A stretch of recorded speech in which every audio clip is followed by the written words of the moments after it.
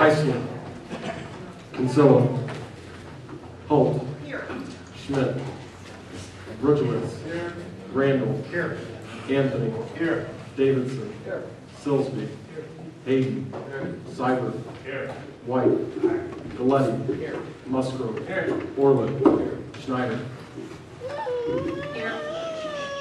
Okay, Alderman Schmidt, Kinsella, and Heisler are all excused. Roll call, department heads. Police Chief Bill Clay. Fire Chief Scott Langston. City Attorney Garrett Warner. Here. Ken Vaughn. Here. Royce Carlisle. Here. Jamie Matrid. Tim Gregory. Here. Jim Schneider. Here. Leander Spearman. Emily Foltz. Here. Chuck Schaefer. Bob Sabo. Here. Debbie Belleville. Here. Chuck Schaefer and Jamie Matrid are excused. I had Leander called, I didn't hear from him, I'll excuse him, he may be walking in.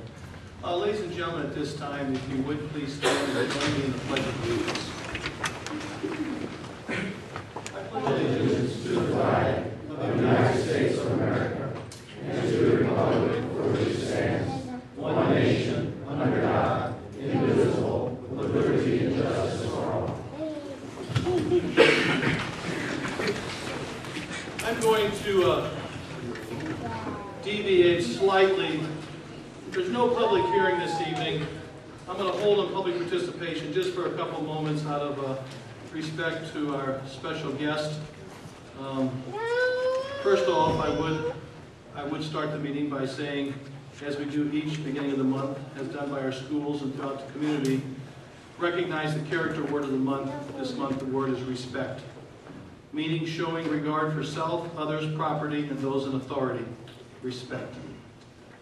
It's my privilege to, at this time, have a special presentation by our friend, Sergeant John Bruff, and also, boy, Bill, I probably really botched your last name. Give me a hint. Lewis. Common spelling, okay. You heard that. He is an attorney with Armstrong Teasdale, correct? And they will present a donation here to the police department. I'd like for them, if possible, to come forward, and Chief Clay, and I believe he wants me to step down, a couple of the officers to come forward. So this is, if we can use the microphone, maybe we can turn it there for him, guys.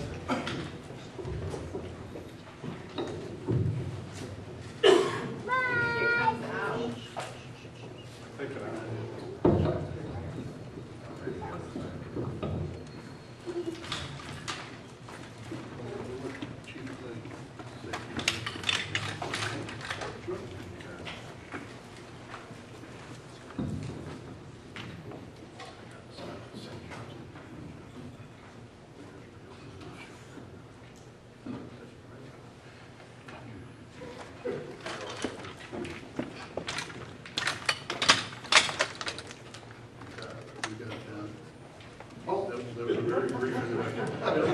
Let me start, because we practiced this with me introducing John. My name is Bill Zyklowitz, and I'm here. I'm a partner with Armstrong Teasdale. We are very supportive of the police department.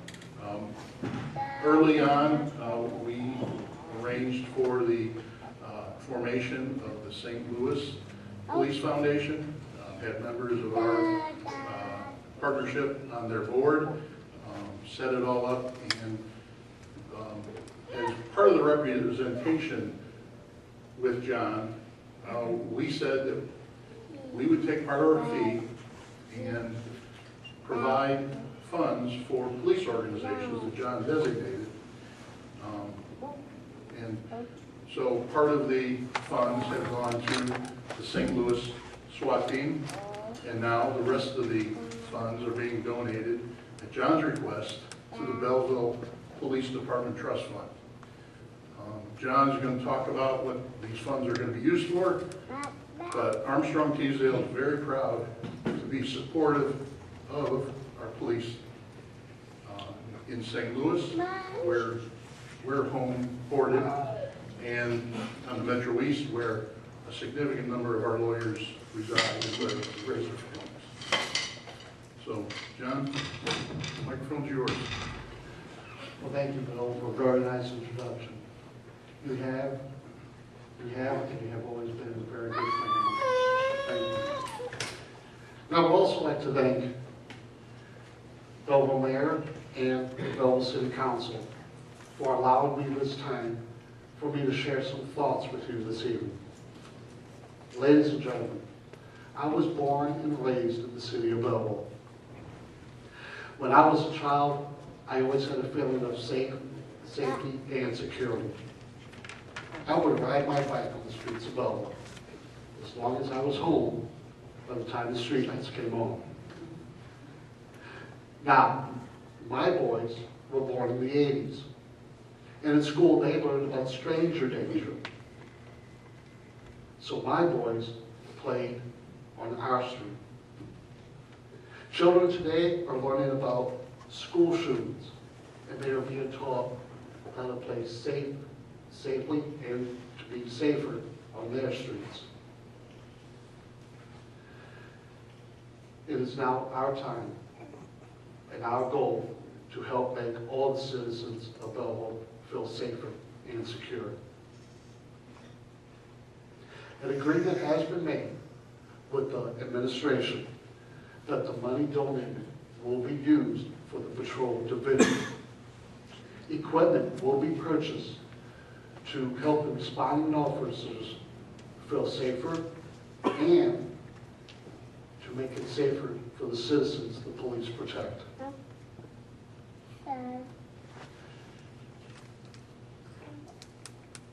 We have a responsibility to make the children of Belleville safe today. So the equipment purchase will again help make it safer for the responding officers, and they will be better prepared for any situation which may occur. I would like to thank the law firm of Armstrong Teasdale for donating these funds, for assisting us with these funds, and helping us to reach our goal. So, Chief Clay, Bill and I would now like to present to you a check for $40,000 for the Belleville Police Trust Fund.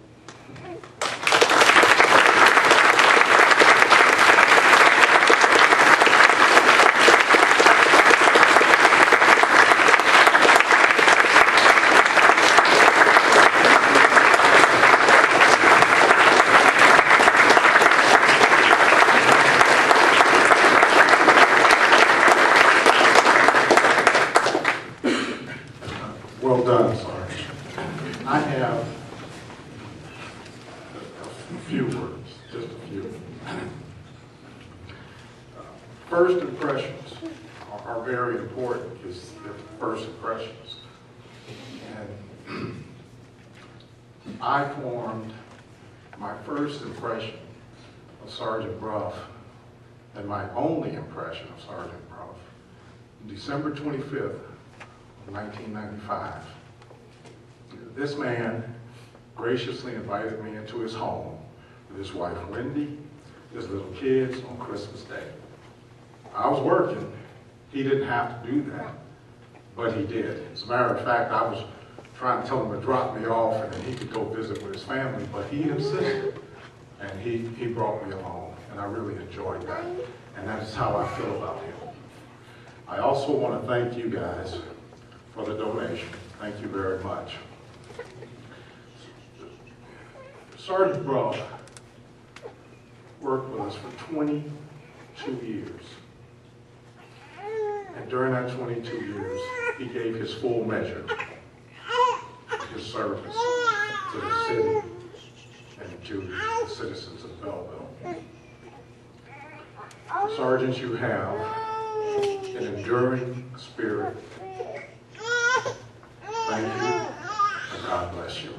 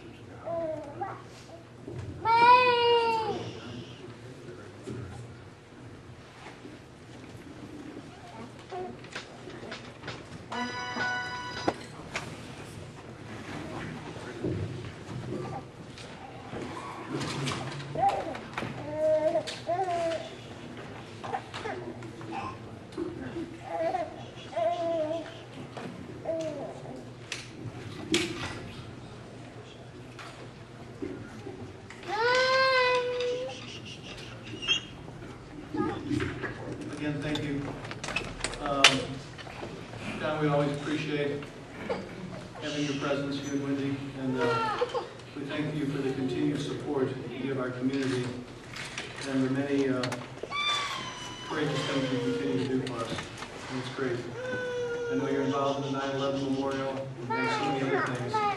And because of people like you and your desire to see those projects move forward, they will indeed be completed in due time, so we thank you. Tonight, I just want to pause a second. I learned earlier today, one of our township officials, and Belleville Township is coterminous with the city, Joyce Logs, her husband passed away during the night, I believe, last night, I was told. And I just ask that you keep Joyce and her family in your thoughts and prayers. Her husband, Ed Logs, passed away sometime within the last 24 hours, I was told. Also this evening, on a happier note, I've had the privilege this past, coming to an end here, 30 days, my wife and I, to have Mareike Mosch visit us from Paderborn, Germany. Mareike, will you stand just a second? Mareike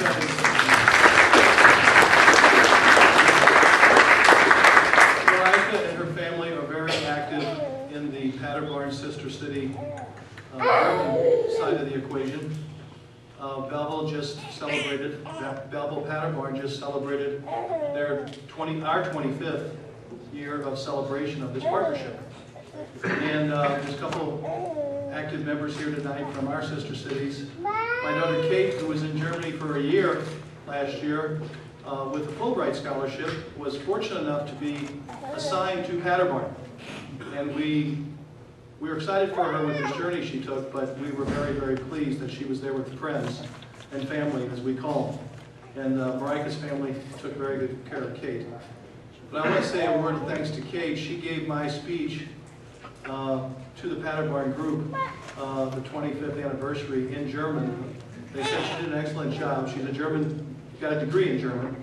And I was very, very proud to have her represent Belleville and the Belleville Bürgermeister in this very prestigious anniversary. So we have some other German students here in town right now. We have 3 from Paderborn going to high schools.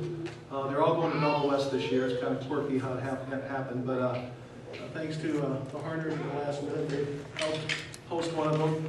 And things a little bit unique here, but I encourage all of you to continue to get and look at your families to get involved. These exchanges for our students in high school are a fabulous opportunity for them and for us to learn other cultures and to exchange. So I thank all of you. I thank the Sister Cities group.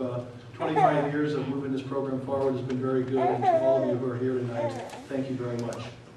At this time, I will officially open up public participation. I would ask that you keep your come to the microphone, so I recognize you. Give your name and address, and keep your comments to approximately 2 to 3 minutes.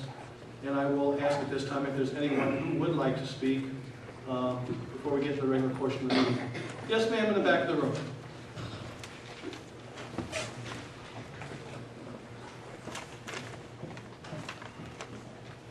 Hand off your kid.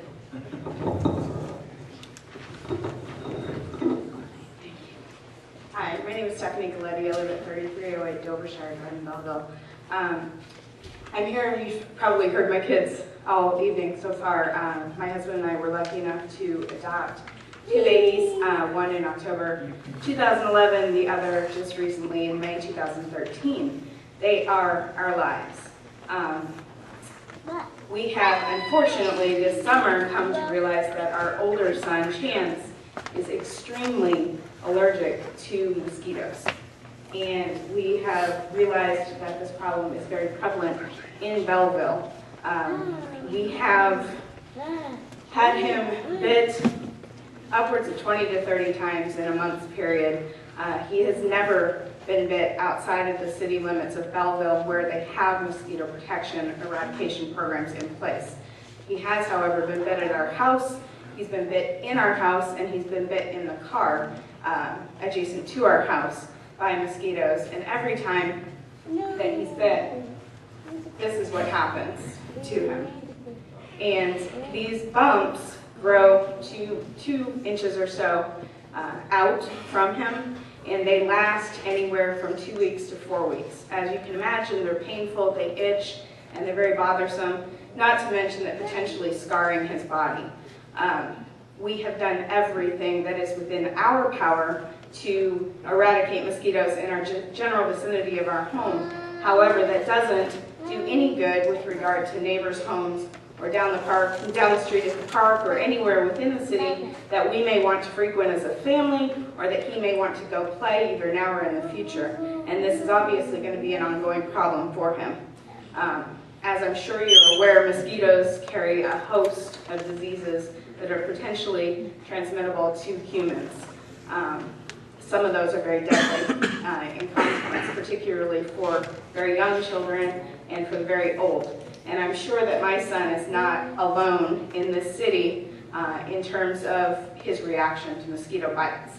And while it may seem very minor to many people, it's not minor to our family, and it's certainly not minor to my child who's suffering. So with that, I would ask that the city consider, I realize it's a little late in the game this year, but I would ask that the city seriously consider putting into effect an eradication program that would last during the prevalent months of April to October each year, and that spray be done on a local level throughout the residential areas and the community areas of the city to protect our young ones, our old ones, and everyone in between.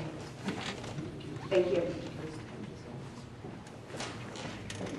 Gentleman over in the corner, you next. Stuart? Thought I saw your hand.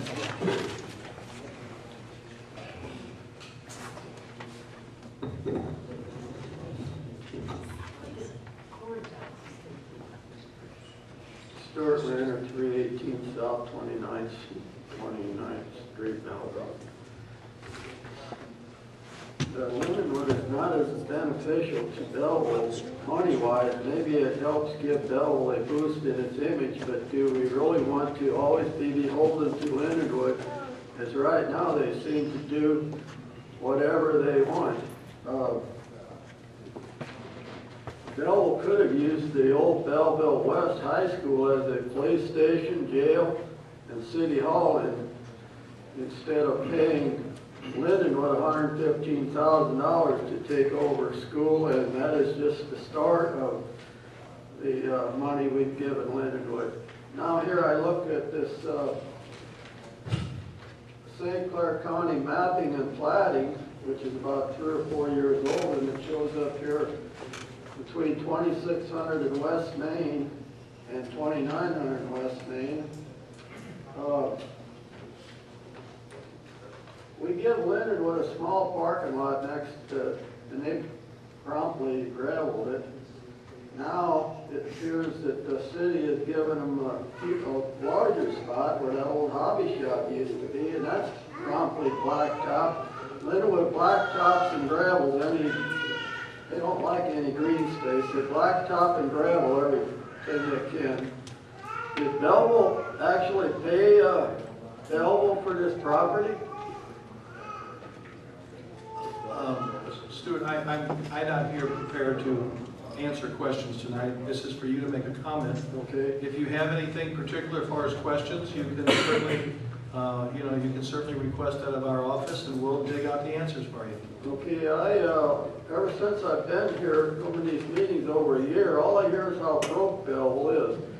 Now, we've done more than enough for Lindenwood with giving $115,000 to take over the school, a multi-million-dollar piece of property.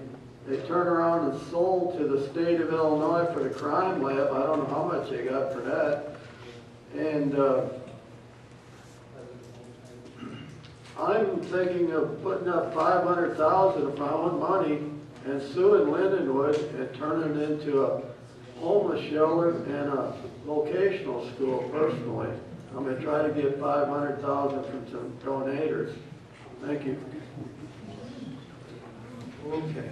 Who's next this evening? Mr. Hank. Michael Hagberg, 701 Centerville. I was at the economic development meeting this past week, and there was a proposal brought forward by a local businessman to work on the Meredith building, and actually he had some very nice plans done up. And I would ask the council not to fast track the demolition of that until this gentleman has had time to present his proposal and see if he can get funding together on it. I see no need that the taxpayers should be paying well over $500,000 to knock down the building if somebody's able to develop it and keep it on the tax rolls. Thank you. Yes, ma'am. Good evening, my name is Rose Wilson, and I would just like to piggyback on the honor that John Bross bestowed on this council, and I challenge the council members that may be opposed to the crime-free housing ordinance. It's coming up on the 16th. Mr. Bross gave our officers some needed tools to do their job. I challenge the council to do the same. If you vote against it, you actually vote against our police officers and you promote crime. So I challenge you to please support crime-free and give the citizens, this is not a political issue. This is an issue that affects all of the citizens. Regardless of these people voted for you, regardless of what party they are involved in. When you took your oath, you took an oath to serve all of the citizens, not special interest groups. So please keep the citizens in mind. My neighborhood is very strong for crime-free housing. Give our officers the tools and think about all of the citizens. Thank you. I'll let Mr. Brown go, then we'll get Mr. Betts next. Rick Brown, 125 Lucia Lane, Shiloh. Rose might be right on some of this stuff. You know, we need, fight crime, but let it protect everybody. This crime-free ordinance isn't going to do that. I've had some chats with some constitutional law professionals, and there are so many things in this ordinance that are unconstitutional. Everybody here took an oath to uphold the Constitution. You know, it's not, let's do anything we can to stop crime. You have to do it legally. And this type of an ordinance is going to target one group, basically a majority of African Americans. That's what it's designed to do. That's what it's going to do. The majority of African Americans rent in this city. And if you want to protect everybody, why don't you make all the homeowners get criminal background checks before they can buy a house? Try that on for size. See how far that gets you. You know, there are equal protection violations in the proposed crime-free ordinance because you're trying to protect one class of people by writing ordinances against another class of people. You've done that in the past. Mr. Horner's got a copy of some of the stuff. You know, you can't just target poor people and black people because that's the effect that this ordinance is going to do. Fight crime. We've got a good police department. They have tools. Use legal tools to fight crime, not unconstitutional tools. Thank you. Rose, your turn. Mr. Betts, you want to be next?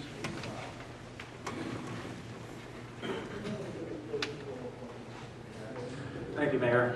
Larry Betts, President of Belleville Historical Society. I'm here to speak about the Hotel Belleville, Meredith Home across the street. And I've just got a couple of comments to make. I'll keep this brief. We're on the eve of our bicentennial celebration, and we're at a place where the city seems bent on demolishing one of its most recognizable, most historic, and most reusable buildings. I would hope that we would be willing to work together and provide some efforts to save and reuse it. So far, the city has seemingly tried to deter our efforts.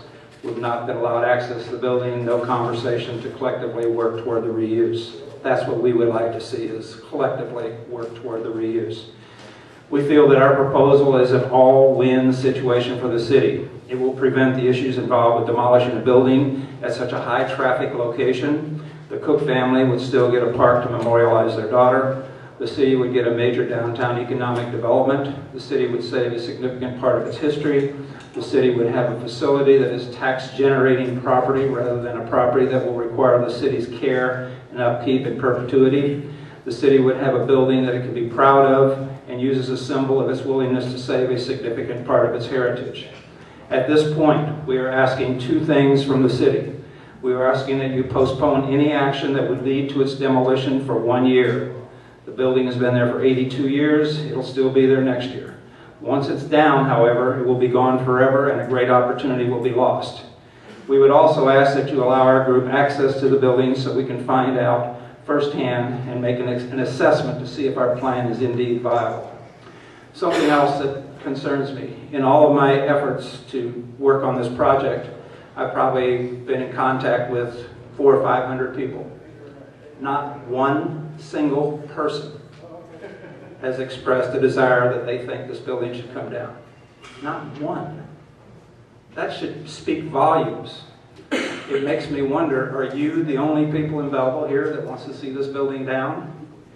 You guys are the ones that can do something about this. We would encourage your active participation in our program. Thank you.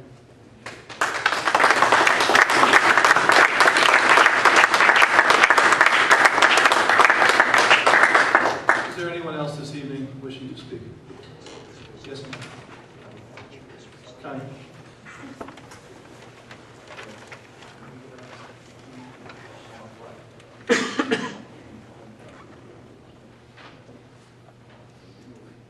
My name is Connie Tilley, and I live at 5 South 2nd Street.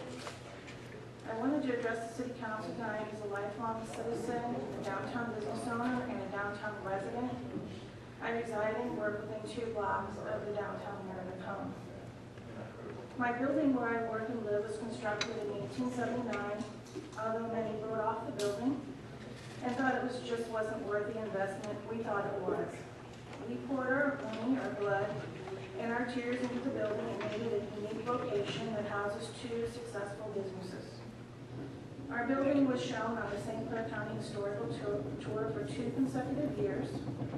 Without our investment and the investment of the building owners downtown, the streetscape would not have happened. Without the historical buildings in our downtown, we would be living in anywhere USA. People come to our downtown for a unique experience. They come here to find items that they cannot find at the mall. They eat at locations downtown that are not chains. They come here to feel a unique experience that's provided by our historical buildings. When I think about the demolition of the Meredith home, it just doesn't make sense to me. I question the decision to tear down a prominent structure right on the public square, a building that should be bustling with commerce and living spaces, a place where people in the community can congregate, dine, or live. I question the thought behind the decision to tear down such a large part of our history, a history that goes back 82 years. It's such a fine example of Art Deco, one that we don't have another. A building that took 4 years to build, and it will take just a few short weeks to destroy. What I would like, as far as the city, is to give the building a second chance to be what it belongs to be, a useful part of the community. The building in the downtown deserves for this building to be developed and utilized and not discarded. Rather than needlessly consigning it to the wrecking ball, we should work toward a creative solution that will bring resolutions to its issues, create jobs, and enhance the economic vitality of the downtown while preserving the area's unique historic character. Thank you.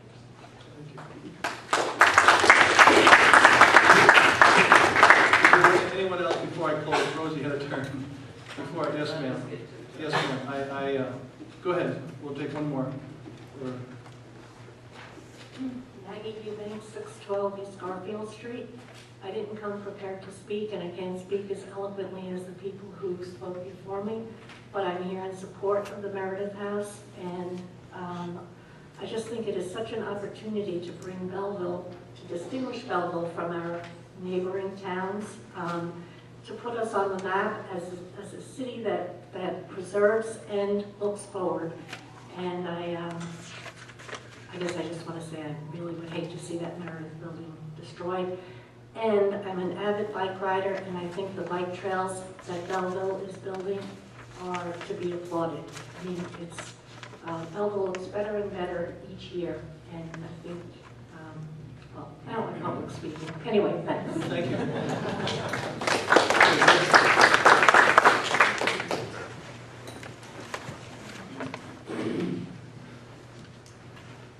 My name is Rick Ortiz, 506 South Charles in Belleville.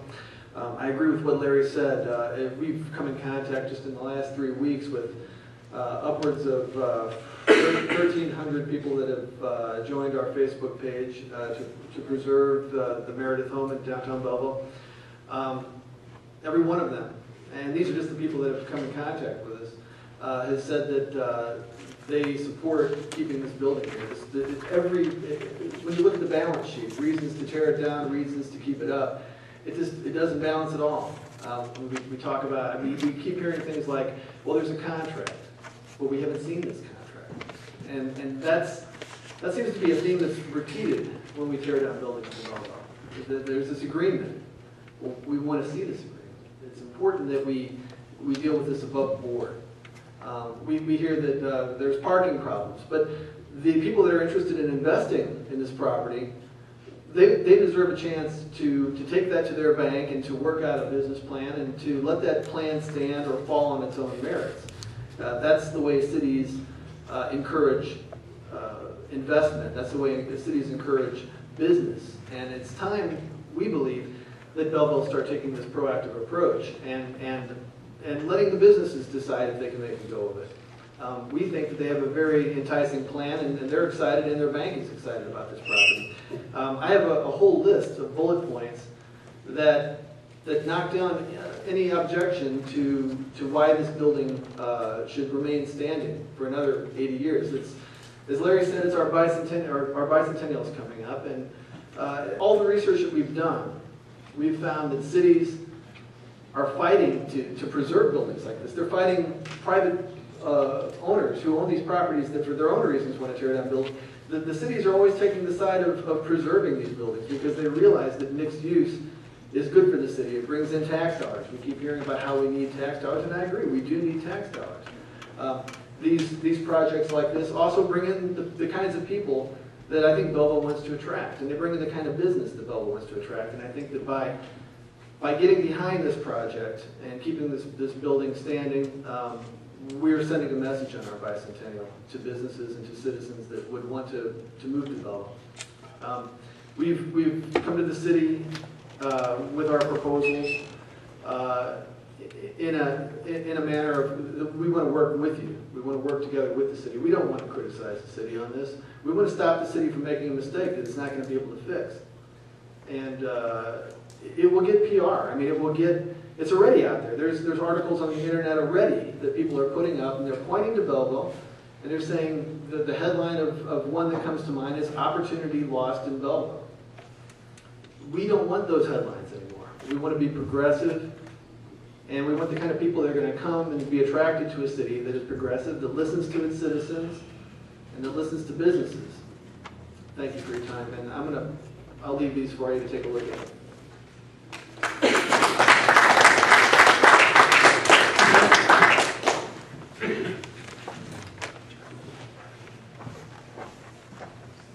Chad Breesocker, 4305 Short Street in Belleville. And I'd like to speak also in opposition to the demolition of the Meredith Home building. And I think the city really needs to be applauded for its historic efforts, its heroic efforts to save the YMCA building.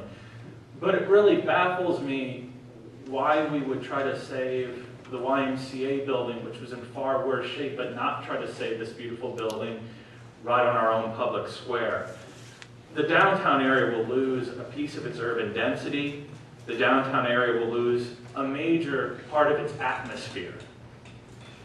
Something, again, that echoing the other speakers can never be brought back. I would have thought that, and I know it wasn't the city, it was the county, but I would have thought that the city would have learned its lesson with the demolition of the old courthouse building. And again, I know that that's the county, but even that building was replaced with another fine building adjacent to this one. We're looking at replacing the Meredith home with green space. There's already a piece of green space downtown, just a few blocks away at 416 East Main. We have a city park already in the downtown area. Again, another historic building that was lost. I really think it's time that this city starts thinking outside the box for solutions, and I would ask the city council and the executives to, again, give this building a stay of execution and take another look. Try to attract businesses. I've heard the complaints about the parking, and I've read in the newspaper about a lack of parking, but that just reminds me of a building in St. Louis, the old Phillips 66, popularly known as the Saucer Building, where everyone was saying there's not enough parking. There's not enough parking. And it took the heroic efforts of the St. Louis City Mayor, Francis Slay, to save that building and what's there, 2 restaurants today, right next to St. Louis University. They were able to save that building, a building that everyone said, well, there's not enough parking for it. So again, I would just like to ask the city council, the executives of this city, to look into saving this building and for the good of the city, for the good of our downtown, for the atmosphere downtown, and for economic growth.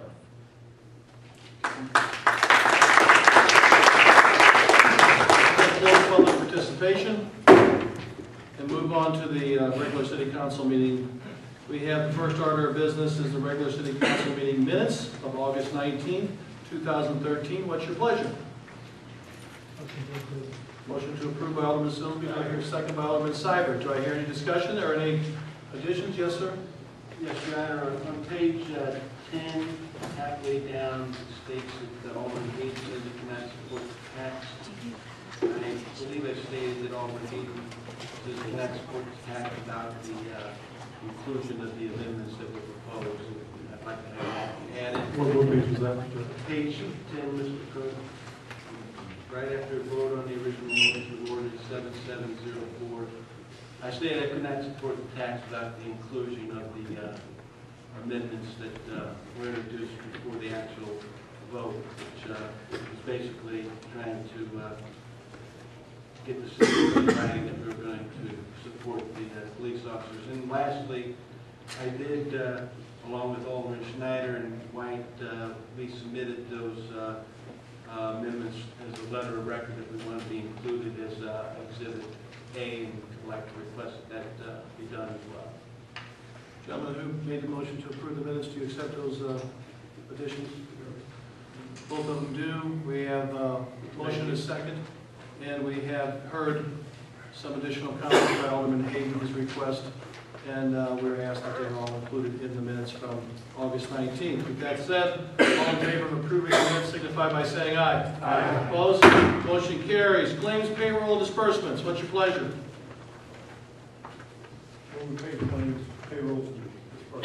Motion by Alderman Anthony. Do I hear a second? Second by Alderman Schneider. Any discussion about the claims? Roll call. Heisler. Holt. Rudowitz. Randall. Anthony. Davidson. Silsby. Hayden. Seibert. White. Galletti. Musgrove. Orland. Schneider. Motion carries. Zoning Board of Appeals Advisory Reports.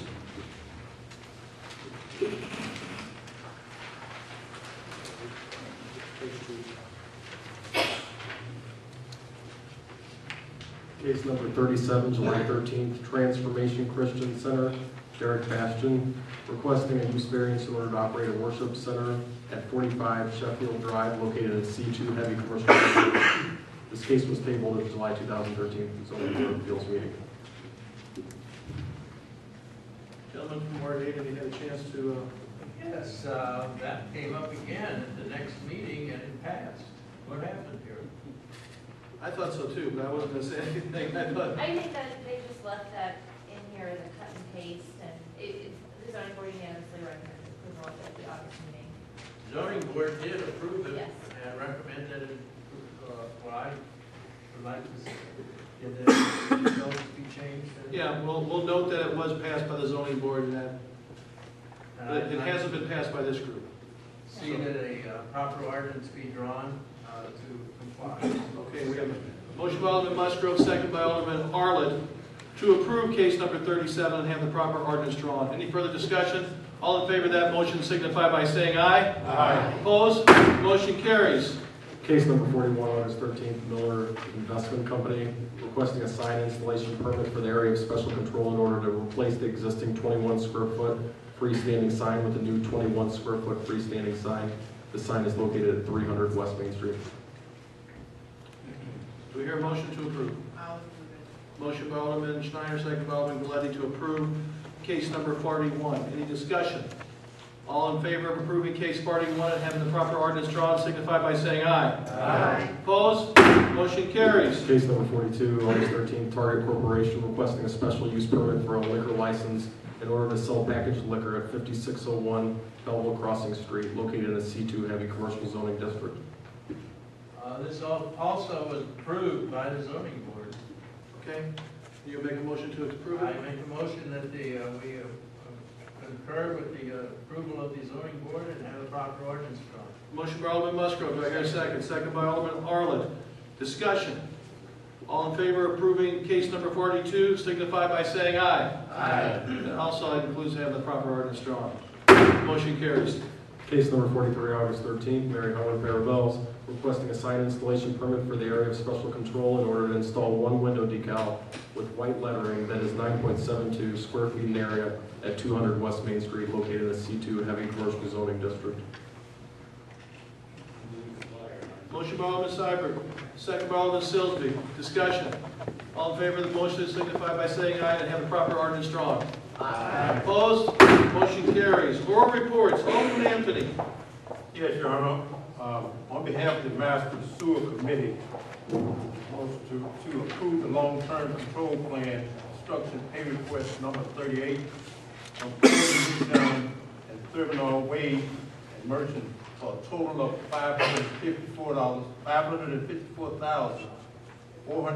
$554,429.50. I so move. Motion by Alderman Anthony, second by Alderman Hayden. Okay. Discussion. Roll call. Holt. Does this match the single amount? This says 541 and this says 554. It does. Part of it's for Cordy Newtown, and it's, if you're looking at the. It includes the TWM bill. It includes the Oh, okay, TWM bill. okay, I'm sorry. Ridgewitz. Roll call. Randall. Aye. Anthony. Aye. Davidson. Silsby. Hayden. Seibert. White. Galetti. Musgrove. Aye. Orland. Schneider. Motion carries. Alderman Anthony, you got another one. Second motion, on behalf of the Master Sewer Committee, was to approve the long-term control plan Phase 2 construction pay request number 4 from Harris Plumbing in the amount of $693,352.80. That's so moved. Motion by Alderman Anthony, second by Alderman Hayden. Any discussion on this pay request? Roll call. Holt. Aye. Ridgewitz. Randall. Anthony. Aye. Davidson. Silsby. Hayden. Seibert. White. Galetti. Musgrove. Orland. Schneider. Motion carries. Communication. I guess first let me do this one here. This actually is, I'd ask for a motion to ratify the intergovernmental agreement for 2013, the Burn Justice Assistant JAG grant for the police department. Do I hear a motion? Motion by Alderman Seibert, second by Alderman White. Do I hear any discussion on just accepting this? We did get notified that we have been awarded the grant. This is official acceptance so that we put it all on the wheels and process. Interesting that the purpose is they're going to allocate $152,296 to East St. Louis. We're the administrator. East St. Louis, by the nature of this grant, gets the biggest part of the grant.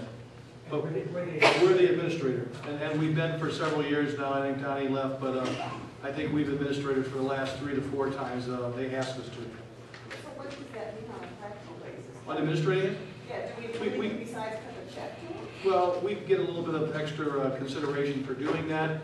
And then they audit, our record keeping. Jamie's not here tonight, or Donnie stepped out. But we do get a portion, we do get I believe your Honor, if I'm not mistaken, from last meeting, that there was going to be close to 40,000. Yeah, we're getting about $36,000 to $40,000. That's ours. And I think we get a few dollars for being the administrator. Okay? But it is, by the designation of this federal grant, it's Belleville and East St. Louis are the two targeted areas that have been eligible for this. And ours, if I'm not mistaken, was designated for laptops. Yes. Ours will go to additional laptops for the officers in the cars. Okay, we have a motion and we have a second to officially approve and accept the grant. Roll call. Holt. Aye. Rudowitz. Aye. Randall. Aye. Anthony. Aye. Davidson. Aye. Silsby. Aye. Hayden. Aye. Seibert. Aye. White. Aye. Galletti. Aye. Musgrove. Aye. Orlett. Schneider. Aye. Motion carries. Now we'll go to communications, Mr. Clerk. The communication from Brian Bessie, Seven's Restaurant, requesting permission to have the first block of High Street between East Main and East Washington closed on Sunday, September 15th, 2013, from 4 to 8 p.m. They are the ending spot for the third Penny for the Pooches event that benefits the Belleville Dog Park. It's the 15th. Anybody object if we read them together? Proceed. C, communication from Brian Bessie, Seven's Restaurant, requesting permission to have the first block of High Street between East Main and East Washington closed on Saturday, October 26th, 2013, from 3 p.m. To 12 a.m. for their fourth annual Halloween street party. D, communication from Laura Beasley, requesting permission to have East Garfield closed from South High to South Jackson, Saturday, September 21st, 2013, from 2 to 6 p.m. for their neighborhood watch picnic. And E, communication from St. Elizabeth's Hospital, requesting permission to decorate light posts and bump out railings on East West Main Street and Illinois Street for 3 blocks out from the fountain to support Breast Health Awareness Month. The ribbons will be put up on September 30th and removed by November 1st, 2013. Move to respect the manager on the second. Motion by Alderman Seibert, second by Alderman Hayden. Any discussion? Are they under the understanding if they start, because we could have storms, rain, and... No, it was, I believe in the letter, we'll make sure if they get damaged or don't look tacky, we'll tell them to Because, take I it mean, out it of the is place. a good benefit, but We've just said if that they to them don't- before, all these groups. We have a motion, we have a second to approve these 4 communications. All in favor of these communications signify by saying aye. Aye. Opposed? Motion carries. Petitions, we have none. Resolutions, we have none this evening. Ordinances, I'd ask for a motion to read by title only. Ordinance 7707, 7708, 7709, 7710, 7711, 7712, and 7713. Motion by Alderman Silsby. Do I hear a second to read by title only? Second by Alderman Seibert. All in favor of reading by title only signify by saying aye. Aye. Opposed? Motion carries. Let me ask you, are there objections to reading some of these together, or all of them? Or what? Do the 4 zoning ones together and then do the other sections? So we'd ask for a motion to read ordinances 7707 through 7710 as a group. Okay, would you do that, Mr. Clerk? Do we have a motion for that? We have a motion to read by title only, so we'll proceed with those first ones. I'm granting her her wish. You got it. Ordinance number 7707, a zoning ordinance regarding case number 37, July 13th, Transformation Christian Center. Ordinance number 7708, a zoning ordinance regarding case number 41, August 13th, Miller Investment Company. Ordinance number 7709, a zoning ordinance regarding case number 42, August 13th, Target Corporation. D, ordinance number 7710, a zoning ordinance regarding case number 43, August 13th, Mary Homer. Motion to approve ordinance 7707, 08, 09, and 010, so moved. Motion by Alderman Silsby, do I hear a second? Second by Alderman Seibert to approve ordinance 7707, 7708, 7709, and 7710. Any discussion? Roll call. Holt. Aye. Rudowitz. Aye. Randall. Aye. Anthony. Aye. Davidson. Aye. Silsby. Aye. Hayden. Aye. Seibert. White. Aye. Galletti. Musgrove. Aye. Orlett. Aye. Schneider. Aye. Those 4 ordinances pass. Would you read the next one, please? Ordinance number 7711, an ordinance amending Chapter 13, Animal Control of the Revised Code of Ordinances of Belleville, Illinois, by adding Section 13-1-14 thereto. Motion by Alderman Seibert, second by, motion by Alderman Silsby, second by Alderman Seibert. Discussion. Alderman Hayden. Yes,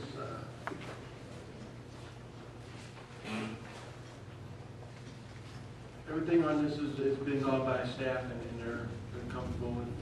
Yep. This did pass ordinance 3-2. We had some objections based on, I feel it is really beyond the power of government to tell someone they've got to spay or neuter their dog. That we have other ways of dealing with the problem. Some people buy their dogs to breed them. You're interfering with their rights. So that was the part of this ordinance that I objected to. During that discussion, we found out that this ordinance reads, it follows the county ordinance. The county already is doing this. All we are doing is mirroring what the county is doing. Yes, ma'am. The only way you have to abide by this ordinance of having them spayed or neutered is if they get out, right? Or if you have a dog. Even though I have a female, she's a puppy yet, I have to have her spayed whether I want to or not. No. It's Mr. Sable, Director Sable, you want to maybe make a comment or clarify this as? I mean, I'm asking, I don't understand what. Well, that's what I'm running for the third time. That's what I'm saying, it gets out. Right. For the third time. Yeah, it's not just once, it's not twice, it's the third time, right, Bob? And we do have a number of habitual calls. And as you know, over the recent years, the animal control budget continues to go up. And it continues to be a problem. And I think what the committee is asking here is that people take responsibility for their pets. Because it's costing taxpayers. I mean, we could be hiring more and more animal control people, buying another truck. We don't want to get into having our own animal control headquarters or lodging. That is extremely expensive. But as you know, the county and St. Clair County St. Clair County Humane Society are maxed out to the gills as far as space. So, I mean, we have to get people to take responsibility, and I think that's what the committee has discussed repeatedly. Yes, ma'am? Should it not also include cats? I have more of a cat problem in my neighborhood than I do. Well, I guess the cat could be the next discussion, but we started with the dogs and, you know. But no, what I'm saying is if we're going to include dogs now, we might as well include the cats. This ordinance in front of us tonight includes the dogs. We'd have to go back to the committee, and I'm not opposed to that discussion. We do have. Because the cats are worse than the dogs. In some neighborhoods, I'm not going to disagree with you. But tonight we have a situation here, after 3 times, that there would be action taken. And like I said, this is an increasing problem in the city in recent years. Any further discussion? Roll call on ordinance number 7711. Holt. No. Rudowitz. Yes. Randall. Aye. Anthony. Aye. Davidson. Aye. Silsby. Aye. Hayden. Aye. Seibert. Aye. White. Aye. Galletti. No. Musgrove. Aye. Orland. Aye. Schneider. No. The motion carries. Next one, 7712. Ordinance number 7712, an ordinance amending Chapter 3, City Administration of the Revised Code of Ordinances of Belleville, Illinois, as amended by amending portions of sections thereof. Do I hear a motion? Motion by Alderman Silsby, second by Alderman Seibert. Any discussion on this? Is there a reason this has not come to ordinance and legal? This is a fairly big deal dealing with personnel, like it should come through committee. At the request of Jim Schneider, we end up, I guess the fairest way to say it is, it's very clear, we have a new clerk and treasurer this year, and there were some duties and things adjusted and reevaluated some things. They came to us asking for us to sit and re-look at this. You made a comment earlier in committee tonight, I wouldn't disagree with you about that comment at all. We have many ordinances that are outdated. I have every intention to try to find money in next year's budget to recodify our ordinance book, but it's not a cheap thing. But this is one of them. They felt before they could sit down and it was the disposition was under technically both the clerk and the treasurer. Actually, probably at one time more the clerk than the treasurer. In this particular case, Jim, and jump in here if I'm saying something that's not. This is a discussion that should have been held in committee. This is way too much of an explanation for this to be here at this point. It needs to go to committee. Jim, do you have anything you want to add? This is, if you remember, this goes all the way back to the appointments. And there was that one person, they appointed because at the time, we needed to talk to the new people who were brand new, so they didn't have the ability to gauge whether or not where her duty should lie. So we wanted to give it proper time. We interviewed them. It was pretty much a consensus that, most of her duties were in the treasury department. That's about it. But we're changing, I'm sorry, this just needed to go to committee. That's why we have them, to deal with these kind of issues. It's improper to be doing it here.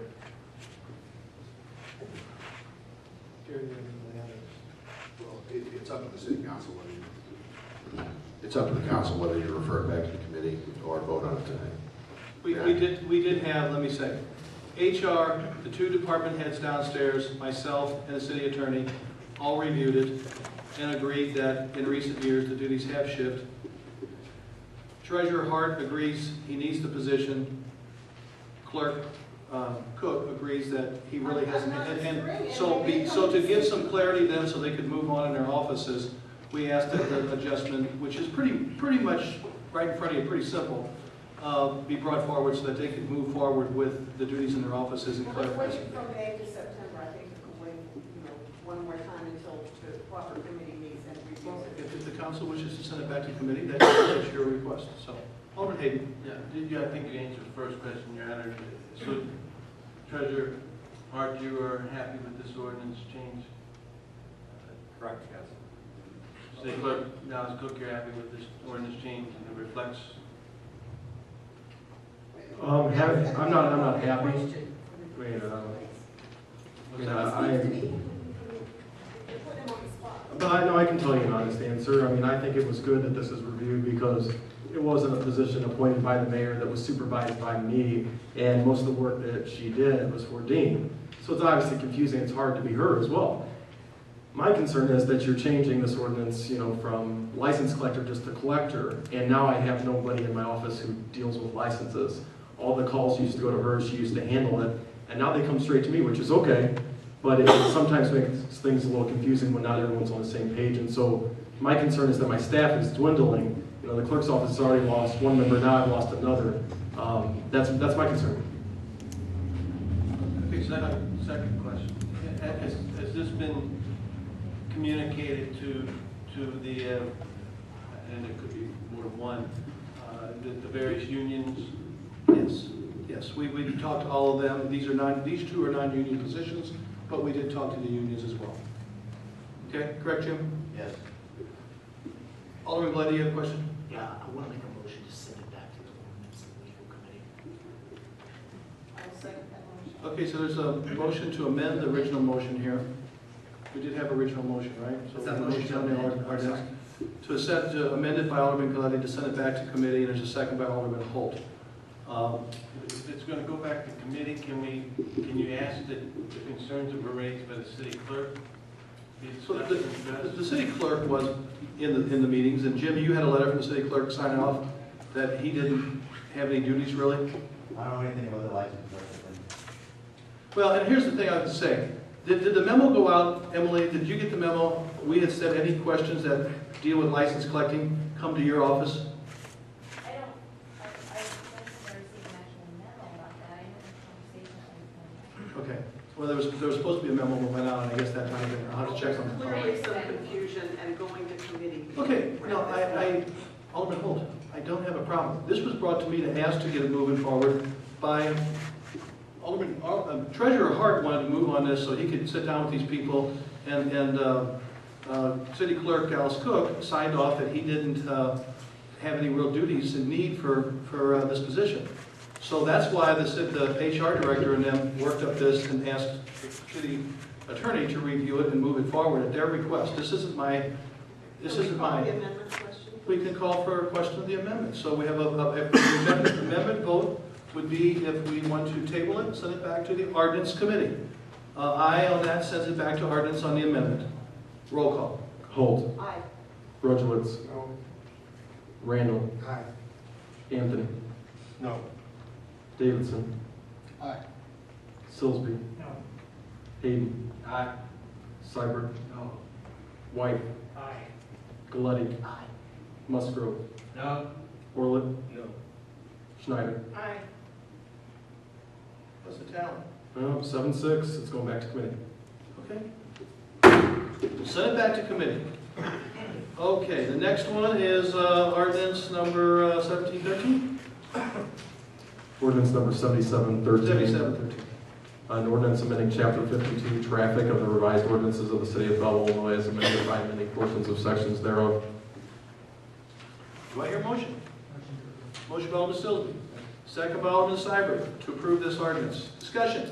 Sir, Yes, sir. I would like to make a motion to, or amend this to send Section 1, Section 52.201, Schedule B, through streets that stops intersections, through street being Stevens, the location of stop at Terry Lane.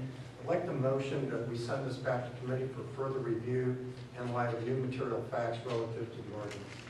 I'll second it. Basically, you're wanting to strike out, Mr. Randall, the portion as it pertains to Stevens and Terry and send it back to committee, but move forward South Park Drive and North 44th Street. That is correct.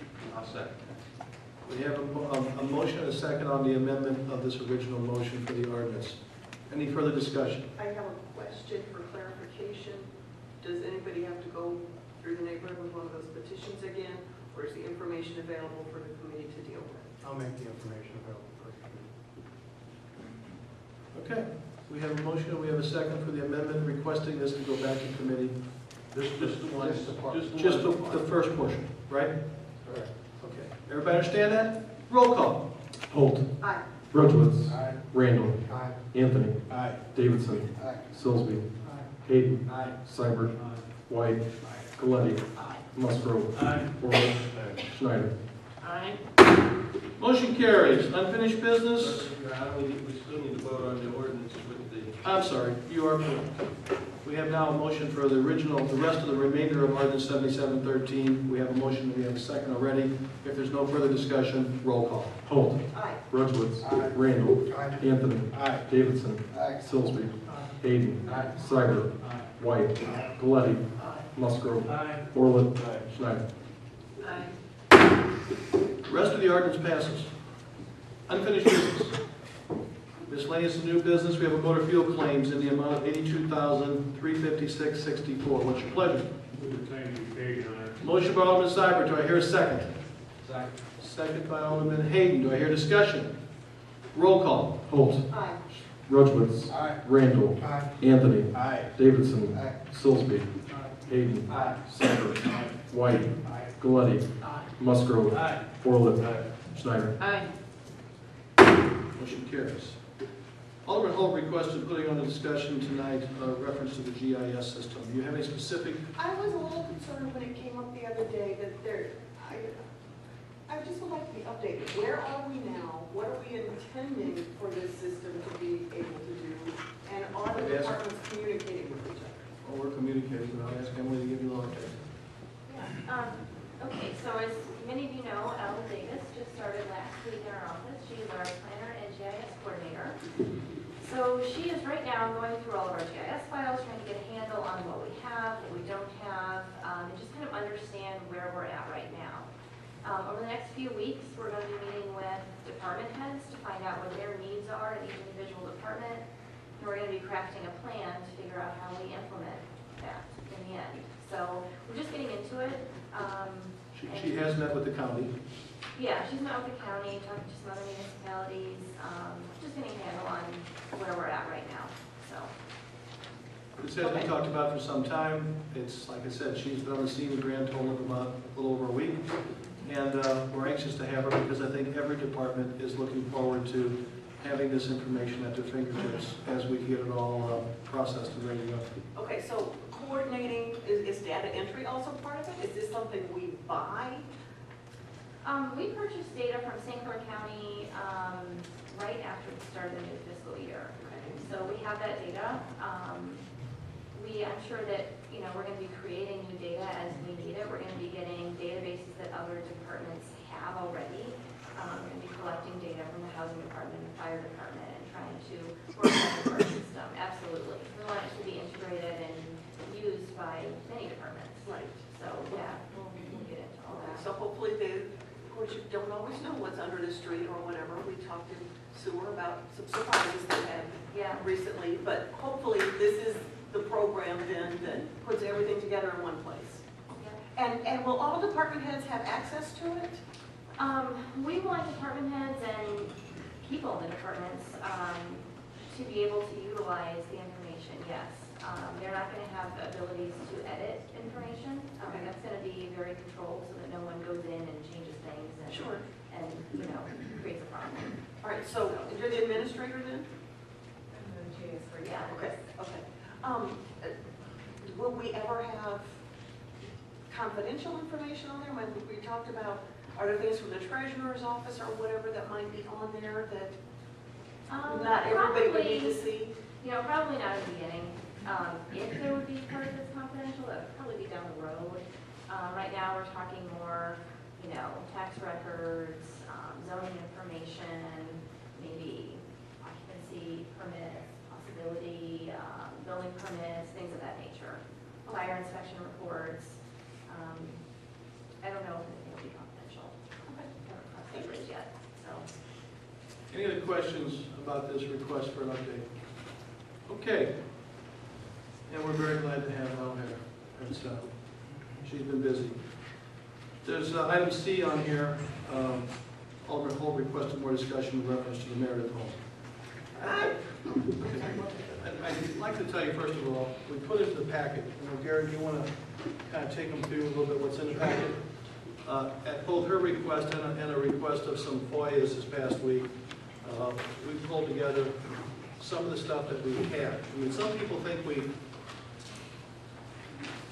Let me just say this before Garrett goes through the packet.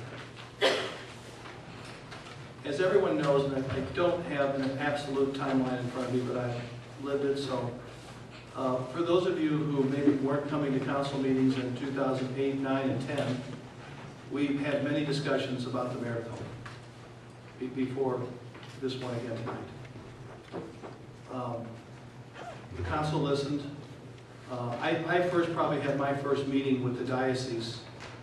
Probably, it could have been late 2006, early 2007, when they called me and said, confidentially at that time, we want to let you know the Meredith home will be closing within a year or two. And that's what they thought. And I said to them then, I would ask that the city would have first right of refusal before you ever sold the Meredith home, because it's a very, very important piece of property at our front door to downtown and Public Square. And they agreed to that. I had many conversations with Bill Knapp. We tried to work with them. In fact, there's some things in your packet that even talk about going back to when Mayor Kern was still here. And we worked with them at their request on, you might remember the building that was torn down. It was just to the south of the Meredith home that abutted the law firm. They needed to have some additional elevator things looked at and possibilities. And we worked cooperatively with all of that. And that's when the Carter building was actually brought down. So we've been working with the Meredith home in the diocese for many, many years. I don't remember the exact date, but I got a call one day from the diocese that they had an interested party that was interested in the Meredith home. And we kept it in closed session for a long time, talking. And I was told a Troubled Boys home was preparing a contract. Did I want to exercise our first right of refusal? Came back to this body at that time in executive session. We got appraisals, and we agreed to start to negotiate to purchase the Meredith home. Would you guess the time frame on that? A year? What year? I think it was 2009. I think if we go back and I think it was probably in 9, early 9, something like that. It was 9 or late 8. Appraisal started out, their request was $900,000. Through negotiations, we got them down. I got them down to $471,000. We purchased the Meredith home, I believe, with, I don't know the exact cents, but $471,000 sticks in my mind. And I didn't have time to read the whole file today, so I didn't really get an exact up. I think I'm pretty close. At that time, we advertised. Eric Schauster found We advertised in a couple periodicals, we found advertised in the paper. We advertised on our line, we advertised, I think, Emily, on the one One of our planning websites. websites, and I think it might have been some historic one at that time, that Jack Lachine, because Jack was on the council at that time. I think he hooked us up with a historical website. Okay, what, are we at before we closed, or what time frame are we? No, we bought the building. We bought the building and we took a loan. This council approved a loan from Commerce Bank, a short-term loan, until we could try to market the building. Okay, so after we owned it is when we started trying Yeah, to. when we started marketing. Okay? And we went through that process. We took numerous groups through it. And everyone that talked to us, and it was primarily, when I say us, it was primarily Eric Schauster and I. Emily was involved in some of it, but she was not, Eric and I were the two main point people. Every one of them had issues with parking and wanted the city to ante up. The one that was basically in writing that, I think it's in there, wasn't it, Garrett? Is the one from the DoubleTree in there? Not in this packet? Okay, it wasn't that in that packet, but we had an offer from the DoubleTree that actually was the most intensified, because everybody else who came through it saw the challenges and parking and other things, and everybody who talked to us, but the DoubleTree spelled it out. We were serious about trying to get a boutique hotel and trying to get a restaurant on the first floor, and they were very clear that they had about approximately $12 million project. The only way they would consider moving forward with any discussion if I gave the nod for the city council to actively seek basically a 50% split, that we would have a $6 million, 6.2 million sticks in my mind, investment in this project. And my first question was, and I said, and that includes us having some ownership, and they said, no, we have complete ownership. We need, and part of that was to buy Kuhlman Design and tear it down for parking, buy the News Democrat lot that some of the staff park in there at High in Washington, and make that all parking. And I think there was even a deck included. It was about a $3 million parking project alone. Abate the asbestos. They wanted TIF, they wanted enterprise zone, they wanted hotel motel tax. They wanted it all. And at that time, a number of us said that $6 million of taxpayers' money, and we had no ownership or no control, was not acceptable. Now, I don't think we ever took, because they weren't interested in going forward. They said if the administration can't support this, and the staff, that they weren't going to pursue and spend any dollars or send any people here from their corporation. And I just told them flat out, and I was very honest with the council at that time, that I didn't feel we could, and there was not a soul that came to me and said we could invest $6 million of taxpayers' money. Is there any meeting minutes that reflect this? I think if you go back into some of the executive session minutes, if you probably have them in packets, or we probably produced them. Here's the development talks about it right here, which that date. October 6, 2010 was discussed again, brought up, right? Yeah, it talks about a boutique hotel. So I'm gonna let Garrett go over this back now, but I'm just telling you, we advertised, we did go through this. I really wanted to see something. It was, I don't have the exact date, but it's in the file. One day on the clear blue, totally unexpected, Mr. Cook came to my office and placed a check on my desk for $500,000. Said, I will pay the loan off, and all I ask is that we work together on creating a park. Some park space, some plaza, can be determined cooperatively by all of us. He said, really, the only thing I really want is that it would be named after my daughter, who recently had passed away. And he said, it doesn't have to be a big deal, just want a little plaque there or something of that nature. So we didn't act quickly, we didn't run out and cash the check, we didn't do anything, we took our time. We had numerous meetings about that. And finally, again, the council, at that time, it's reflected in minutes, that we accepted it, paid out the note, and agreed to seek grants.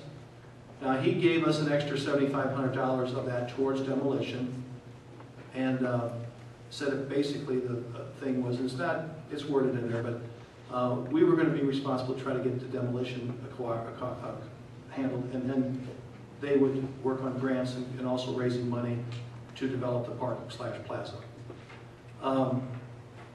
We did agree that it's a park in perpetuity, and that's in the deed. Okay, I have a big question about that, but can I ask questions or you want to finish?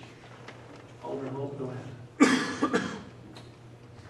We bought the property from the diocese. Right. We took out a loan. I have seen the documents for the loan. I have not seen the loan payoff paperwork. Where is that? Well, Emily or either the clerk's office or Jamie would have the stuff because we paid it off. At what point? Once we cashed Mr. Cook's check, the loan was paid off. Okay, Mr. Cook's check, that's really, really interesting. Because Mr. Cook wrote a letter 2 weeks after we bought the building and said, here's my check. And we held the check for a long time. The check is dated October. The letter is dated March. And maybe the original one he gave us, maybe he rewrote it. I don't remember that. But we did not, the original check that he placed on my desk. What this says is 2 weeks after we closed, he came forward. And yet you're telling me you had multiple people through there and made a legitimate effort to sell and promote that building. We advertised. And yet it was 2 weeks. I don't have the file. I mean, I haven't sat here today and I'm not in a deposition, so I have to reread everything. But I can tell you, we advertised, we took many Belleville people through it. There was much discussion. There was many people who looked at the But there's building. no paperwork documenting that. Eric's not here this evening, and like I said, you know, he and I could both testify if that's what we're asked to do here. But we took people, a lot of people did want to, their request was when they read the proposal in the paper, they wanted to go through it, which we did give some tours at that time. This was 3 years ago, 3.5 years ago, before the mold really increased and different things. Okay. And we took them through, and they went through with their contractors and different people, and came back and said, it's gonna be too much to accomplish what we want. I'm really not understanding this timeline. When he is saying 2 weeks, we closed on March 10th, this is dated March 25th of 2010. He says, it appears my offer to convert the Meredith Home property to a park will be accepted by the city council. If we didn't start marketing it until we owned it, and he is saying 2 weeks later we're knocking it down, I don't understand that timeline. It could be a mistake, but does it say here when we did this? August 31st? August 31st, 2010. May 1st, I'm sorry, published on May 5th, 2010. We published, it's in your packet, I believe, we published the thing requesting proposals. Where did city I'm not- council before March 25th approve ever selling him the property? The letter stated, excuse me for speaking, March 25th, 2010. It appears that Sandra and my office to convert the Meredith Home property to a park named after our daughter. That letter he wrote March that he was going to buy it, March 25th. But then we start marketing May 5th, 2010, his check.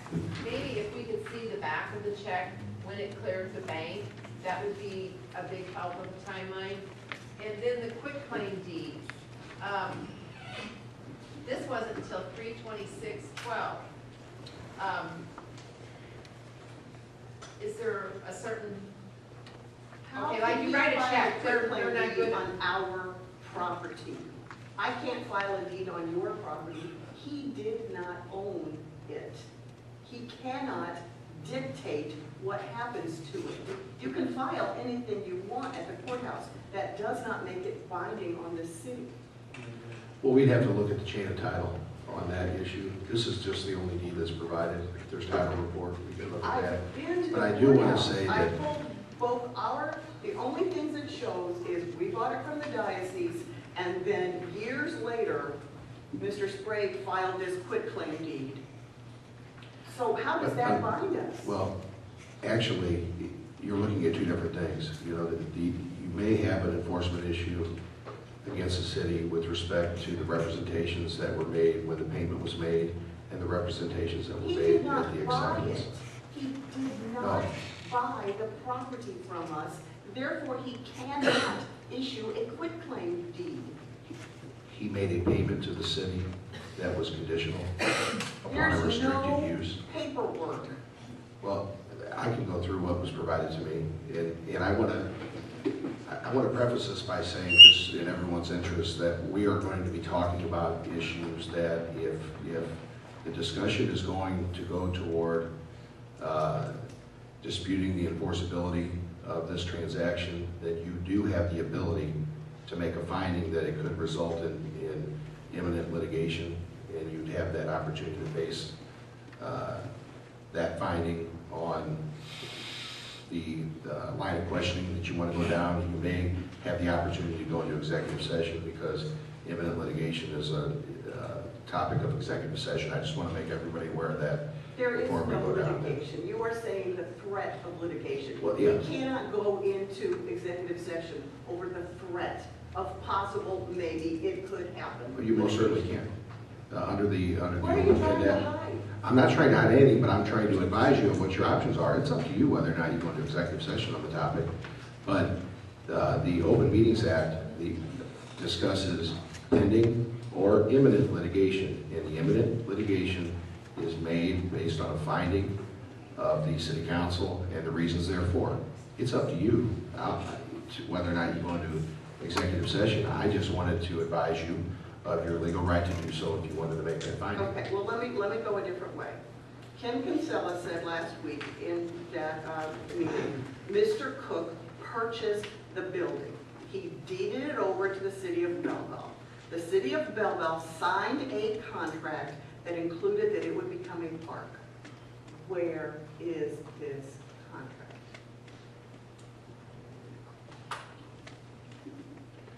The documents that I have, I can go through what the transaction that I see here is. Now, as far as the deed, that's something we're going to have to research if that's an issue that's being raised to me for the first time.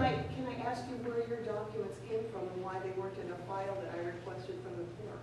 Why yours are any different? These documents I obtained, I thought they were a copy of the clerk's file, but I can go through and tell you what I have. Did you do the FOIA? Who did the FOIA? They're actually the documents that were in your packets, and I. No, I understand, but you also requested, because you had a FOIA, right? Yes, she came into my office. Okay, and because she has the right to see anything when that we have. and you copied what you had. Right. But never was a request to economic development or my office. There was some documents in other folders. Everything was not in the transition file downstairs about when we closed on the property. So there was. Is that normal with all of our properties? Yeah, I can't say it's normal, but a lot of times there's transactions of business in the economic development office or in the finance office, and everything might not make it into the closing of the, down to the clerk's office gets the paperwork anytime we accept, buy, transfer, or deed of property of any nature. He has those files. Did I not ask you to look at a deed? Well, we were never asked. I didn't even know that the original FOIA that Dallas got from, I think it was Mr. Hagberg. Yes, I Mr. was never even told that we had that, and then Garrett wasn't either. So we didn't even know that FOIA was there, so. I brought it up to Erin, had 2 copies of it. We were talking about it more today, so that's not true. Okay, but, Your Honor, can the city attorney at least go through the documents he has, so that I can compare it to the documents that I have? I think it's real simple. I think you're just saying that contract doesn't exist, and what Mr. Kinsella said just was not true, and that's, according to the file, you're correct. And then once the city attorney goes through the documents he has, and I go through the documents as he's going through that I have, I'm gonna know what I don't have and need to possibly ask for. let me let Mr. Harder answer Mr. Hayden's question. I think let's let the attorney speak, see what he's got. The documents that I've been provided are within, and these are documents that I pulled from the file that the copy I was provided, and they're shared with you tonight. I wanted to go through what the significance of these documents are, okay? The first is the October 6, 2010 Economic Development Annexation Committee meeting minutes. And if you look under old business, under number 1, it reflects a discussion and vote on the Meredith Home proposal. There's a discussion that was held on the boutique hotel and that the mayor was referencing earlier. And then There's a reference to the, about halfway down, an explanation of the proposal from Mr. and Mrs. Cook. It talks about paying the amount on the bank note for $492,101.37. And it talks about demolition of the property and maintaining it in a park, on the understanding that the park will be named in memory of their daughter. It does reference deeding the property to the city immediately with the stipulation in the deed that the property will remain a park in perpetuity. And then there was a preliminary sketch that was distributed. I believe a copy of that preliminary sketch is attached. I got lost. Are you still on old business of the economic development where it talks about a deed? Because I don't see that word. Yes, it says under Economic Development Annexation Committee meeting minutes, it says he explained that Mr. and Mrs. Bruce Cook are going to pay the amount owed on the bank note for $492,101.37. They will also help raise the funds for demolition of the existing structure and to assist in seeking design and grants so that a park can be created on the property with the understanding that the park will be named in memory of their daughter, Susanna. Then it says... Okay, I'm lost between they're paying off our note and they have a deed. Where did it actually say? The next sentence. Mr. and Mrs. Bruce Cook will deed the property to the city immediately with the stipulation of the deed that the property will remain a park in perpetuity. Okay, they can only deed it back to us if we actually sold it to them and created a deed for that transaction.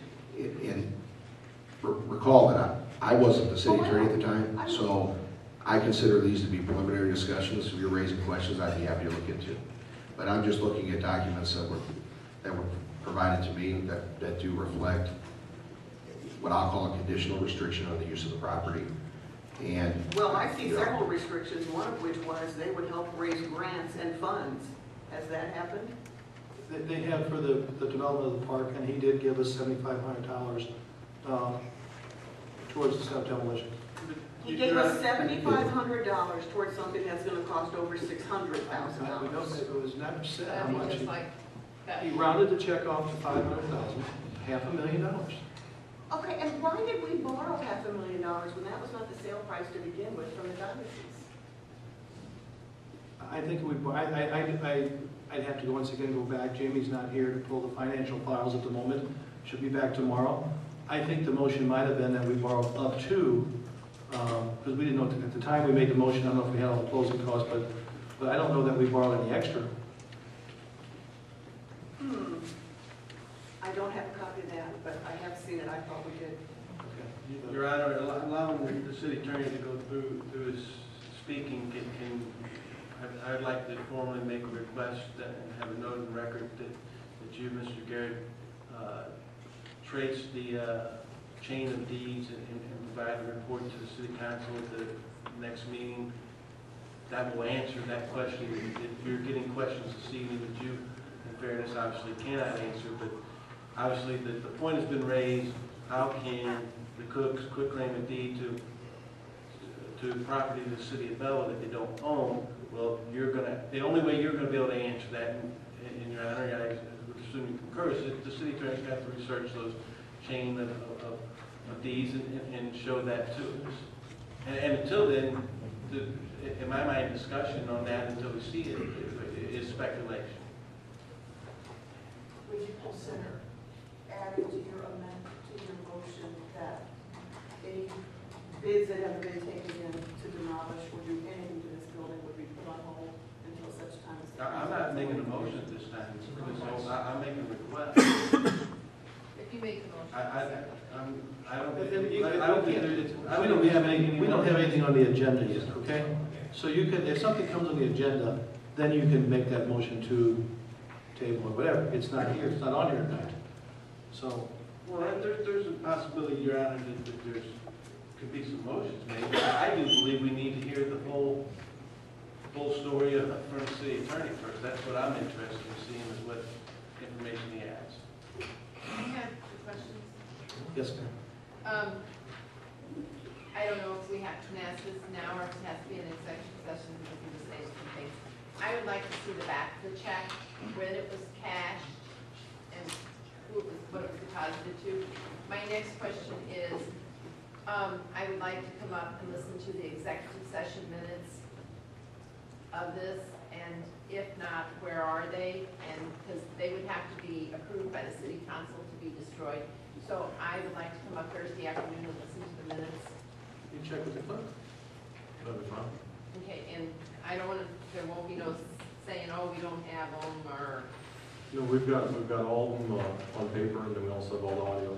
the audio is what I want to hear. Right. the I haven't verbatim. specifically checked for the meeting that you're speaking about, but I would assume that it would be there. Of course, those not there, so.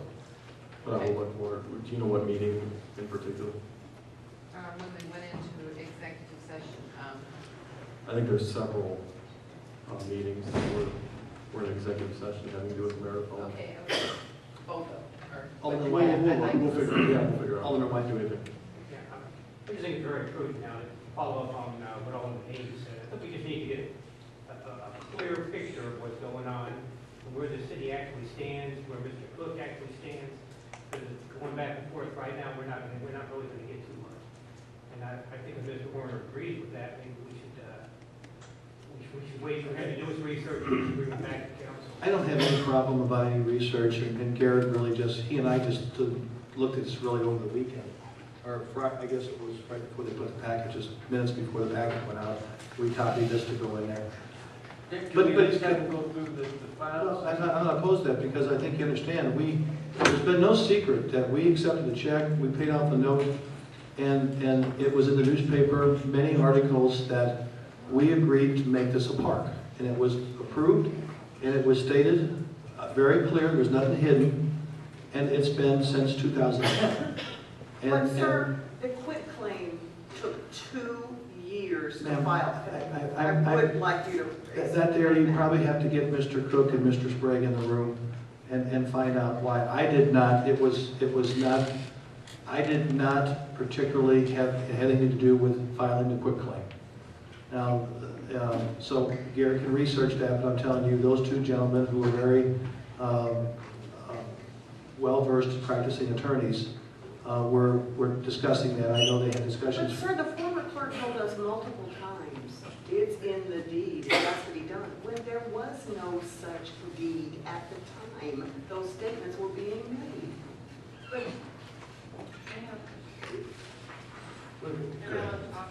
May I proceed? Yes.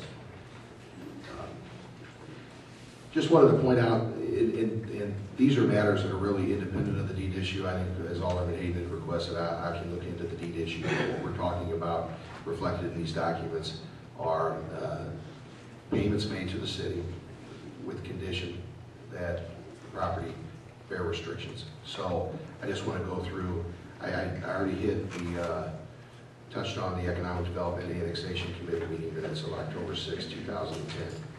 What I would point out is the letter that enclosed the check also talks about, I close our check for $500,000, which we donate to the city with the understanding that some sort of restriction will be placed on the title to the property, that it may only be used in the future for a public city park. And then it goes on to talk about the city setting up, one of the requests was that the city set up an account or fund that will accept donations for demolition of the Meredith home and construction of the park. And then there's a reference to the check being $7,500 heavy, and asked that go toward the demolition fund. Now, the check that was provided was October 15th. It was following the economic development vote. Now, while the letter bears a different date, I would note that the body of the letter does reflect $7,500, which, if you'll note the minutes from the Economic Development Annexation Committee meeting, the balance at the time was $492,101, which is, rounding it, would be approximately $7,500. So it would tend to indicate that you would infer that this letter was at or around the time of the check. It does say enclosure. Yeah, so the check is October 15th, and of course the balance was $492 plus. So we'll have to ask people involved with the letter as to the accurate date, but I don't know if that could be mistaken upon the letter, in the drafting of the letter. But the check is dated October 15, 2010. Then there's minutes reflected in the city council, from the city council meeting October 18, 2010, where there was a motion to approve this recommendation from the Economic Development and Annexation Committee meeting, and it makes to pay the amount to the city, the amount due on the note to Commerce Bank for the Meredith Home property. And it goes on to talk about demolition of the existing structure, assisting in seeking design and grants so that the park can be created on the property. You're referencing, Mr. Orner, page 3? I'm sorry. Oral reports? Yes, on the October 18, 2010 city council meetings under oral reports. There's a reference in there about deeding the property with the stipulation that it shall remain a park in perpetuity. So really, this is what's reflected in the minutes, and then there is a deed restriction in the quitclaim deed that Alderman Holt references. We have really two issues: the deed issue and the acceptance of a conditioned payment can be deemed really two separate issues. That's something we're going to have to research. And again, I caution you, if you wanted to go down the road to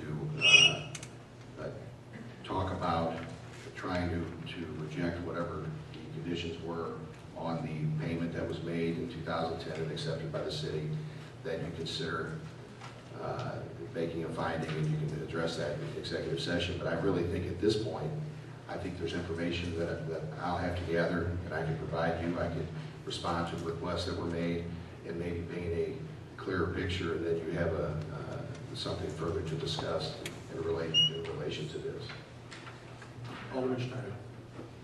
The only question, another thing that isn't making sense, March 25th, he says he will get the property for the park for his daughter. But yet in May, a few months later of the same year, we run an ad in the paper to find somebody to take the building over. Could we have just run this and the people that came and said, oh, no, we don't want that? Because why would we run an ad when we already have someone 2 months, 3 months ahead of time in March 25th going to buy the property, and then we run an ad in the paper to try to sell the property? Because if my recollection is such, it was probably March or the 1st of 2010 when Bruce Cook first came to my office and placed a check on my desk. And I don't remember if he took the check back, if I asked him to take it back, or if it was put in the vault. Hold on. But at that time, we said that we had just been talking about going out and asking for proposals. And he said, well, you know, see what you can do, but here's my proposal. If you can't, you know, I know you've had it for a while, I know you've been talking about it, I know it's been in the paper. Here's my offer. Here's my proposal. But we did, the ads, the date, I'm sure the date's correct on there, May 5th, 2010, isn't it? Mm-hmm. And we ran that ad, and I don't have all the periodicals, but we did. May until August 31st. And that's why we didn't take any action until, we didn't accept his check then until that fall, October or whatever. So, I mean, we did take our time, because we had been actively talking to people. I had called a couple developers in. I sat down in my office with several developers, you know, from a couple big companies and brainstormed about what we might do with the Meredith home. That was no, you know, we did that. The economic department and I and Mr. Sprague, we all sat up in the conference room upstairs, and we sat with at least 3 developers, and we had probably a 2-hour meeting about what possibilities we might do with that building. We tried. Is there any minutes of those meetings? I honestly, Lynn, I don't remember. They were informal. They were staff meetings at the time, back in probably 2009 or 10. Well, the staff meetings, this also included business people, so, I mean. Well, but every day, the staff and economic development and myself deal with business people in the community, every day. And I can't sit there and tell you I have. This is working minutes of every meeting I have in my office. I'd have to hire a couple more people just to keep track of all the minutes of every meeting. But I'm being honest and forthright that we met and we talked with developers. We researched this seriously. I mean, that's not the point. The point is that Garrett will go back and trace this down. But this has not been a secret. This was decided in the front page story, I don't know how many times, what the city council had decided to do. And until the last couple of weeks, no one in the last couple of years has said a word about the Meredith home. Alderman Ridgewitz has the floor now. Oh, you were answering my questions. I wasn't done. I'll come back to you. Alderman Ridgewitz.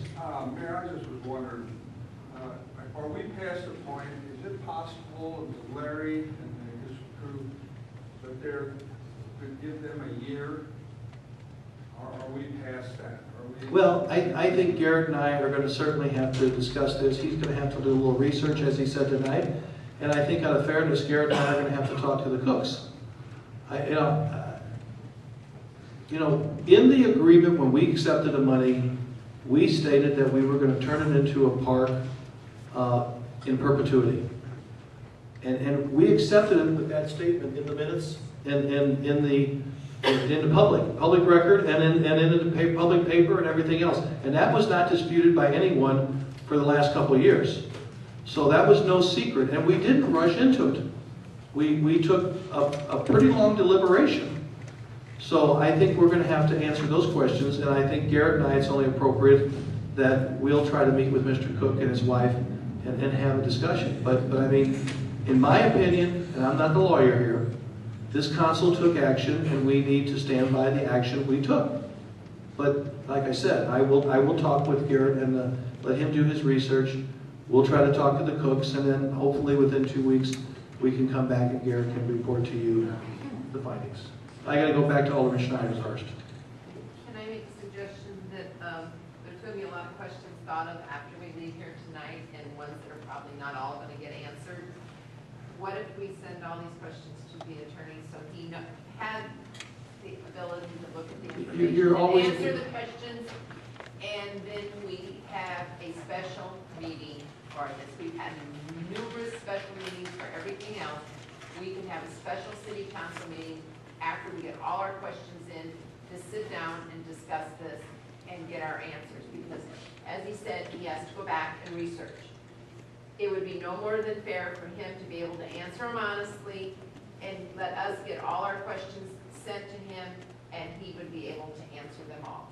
You can certainly send Garrett and myself any of your questions. Okay? And I think we need to have a meeting. Well, I'm just on this because I don't know that we need a special meeting, but we can discuss that. Alderman Hayden's next. This drawing that was in the packet, who submitted this and where did this come from? Bruce Cook had someone originally do that, very brief, and I think Bruce Cook might have even been here at a meeting, maybe it was economic development. He stood up back in 2010 at one point and said, this is a very, very preliminary sketch of an architect had just started, and he said, this is not, he said, we will sit down and work this out together and decide on an agreed upon design for this important piece of property. But that was just what he had described at that time, and somewhere that's... I mean, it doesn't have a date. No, and it was just a very preliminary... He had an architect who was a friend of the family who just... I think when he came to us and presented the check or whatever, he wanted to present just a very preliminary concept. And it was never taken to be anything in, specifics. Where do we stand, Your Honor, in your mind? The bids were received the other day. From what I understand, they came in higher than was budgeted. Now, I'm looking at the minutes of the previous Health and Housing Committee where it talks about discussion that I had asked and requested, and it clearly states in those minutes that the timeline would be that once the bids are open and received, they would go to the Health and Housing Committee September 4th. Now, let me just, okay. I'm just trying to understand where we're going to go. They were open Friday, as you know. right? And they're not made public yet, because there was a few questions raised. Mr. Sabo and I talked very briefly. Monday was a holiday. Garrett had a death in his family over the weekend, so we did not get together and go into further business to have more explanation of those things. It was not on the agenda for this meeting. It should go to Health and Housing, but I guess that contract, that agenda had to go out. I couldn't get a hold of Garrett on Friday afternoon. Bobby had, or Thursday, whatever it was, Thursday or Friday, whenever he did it. And we couldn't get a hold of Garrett. He had some situation, and therefore it didn't get on there. Now, there's a few things we're trying to research, and Jamie will be back tomorrow. She's been gone on vacation a week, and I have a few questions for her. So the bids, we figured, Bob and I talked, that we'll probably call for a special hypothetical so we don't hold this Health and Housing meeting, maybe just to look at the bids sometime soon. But I wanted Garrett to do a little research. I want to show, I don't think he's even seen the bid sheets yet. He hasn't, I know he hasn't, because I just got them on my desk Friday afternoon or right before you went home, and then we were closed Monday, so I have not. So the point being, yeah, the bids, I don't want to speculate. In all fairness, I went to committee to see them first, but we have to talk about that.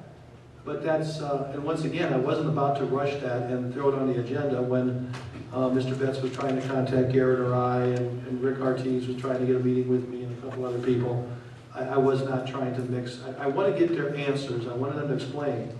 But Garrett needs to get back to work and just figure out. I believe we have an agreement that we accepted that $500,000 under, and that I believe we're obligated, and I believe we took a substantial amount of time to deliberate on what this council wanted to do with that property. Right, in Your Honor, and I totally respect that, and I mean that sincerely. I totally understand the predicament that you were in, the circumstances at the time. I don't think I'm in a predicament. No, the predicament you were in when the diocese wanted to sell to another group.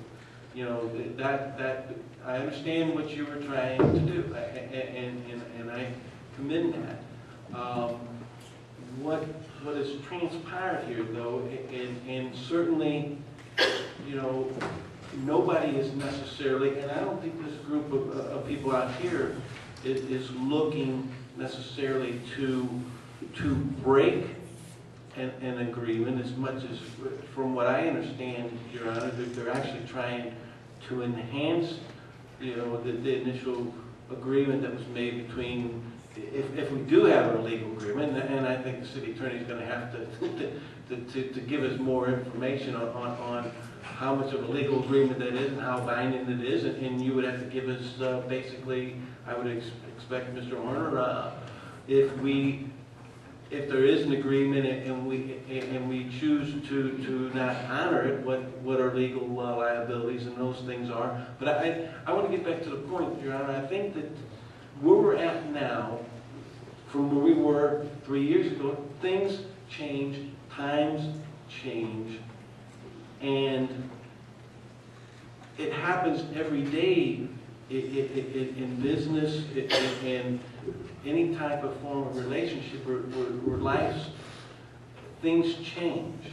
Now, I think that, listen to this audience, we can take the politics out of this. We can take the money concern out of this, and let's go back and see, now that the times have changed, and I think that's all that these people out here are asking for, in all due respect. It is a little more time to say, okay, things have changed. Can we actually come up with something that might ultimately be better for the city? Can we, in doing so, present this to Mr. Cook, who obviously would have wrote out a $500,000 check if he didn't have the city's concern, and see what his perspective is, and certainly maybe he might see that this is something that could be done and better, and there's still other opportunities and ways to honor his daughter, which I certainly think we have to respect and honor in one way or another, Your Honor. But at the same token, none of us here, none of us have run into anybody that wants to tear this building down. And to just do it just because we made an agreement, because we had our hands behind our back and we didn't have nowhere else to go 3 years ago. You know, we got to do what's ultimately in the best for the citizens of the city of Belleville.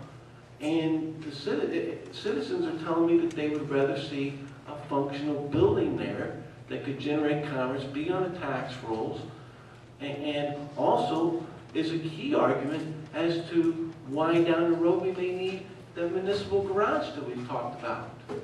And these are all positive steps. A municipal garage?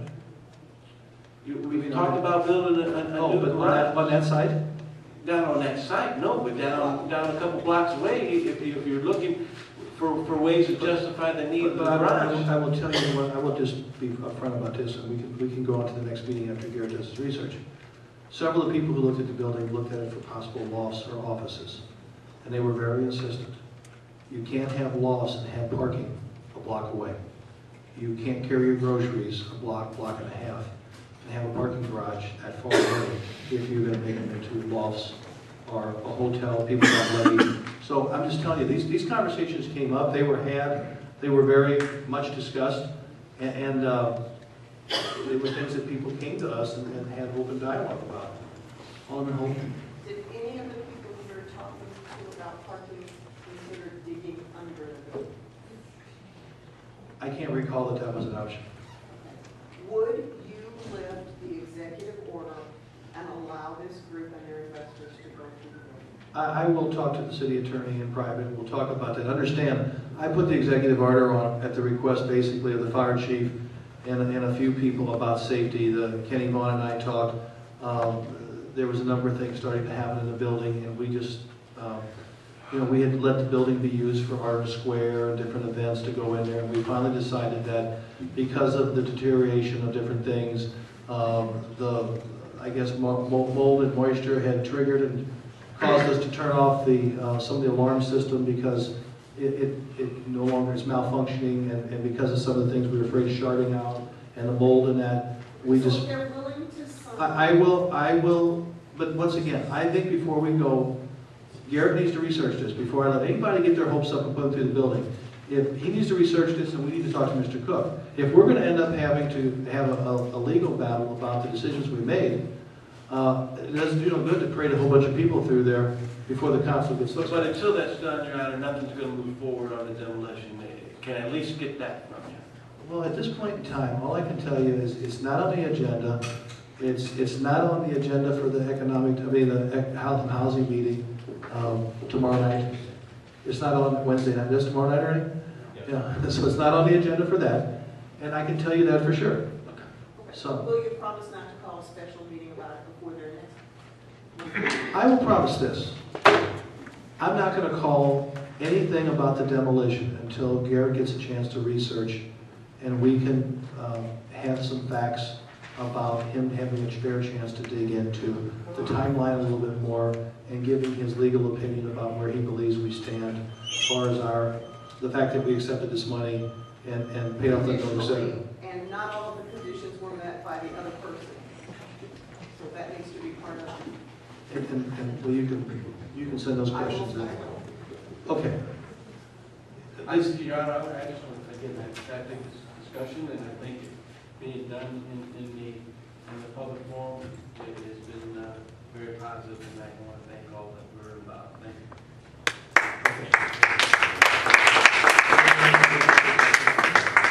Okay. I don't have anything for executive session this evening. Yes, sir.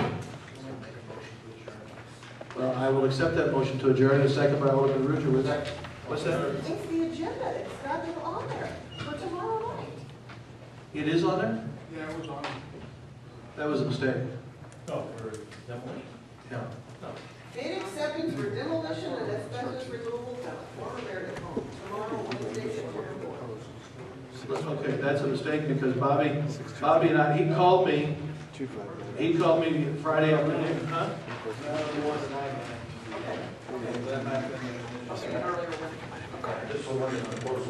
The one that's posted, the one that was on the agenda. Well, I'm not sure where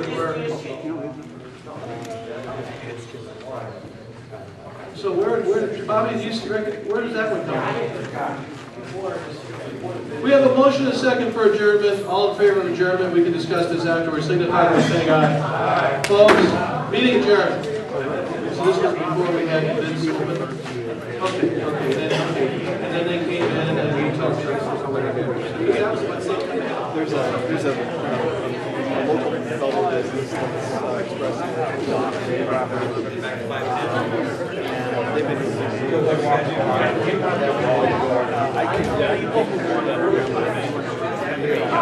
I don't have enough time to meet people. They were at the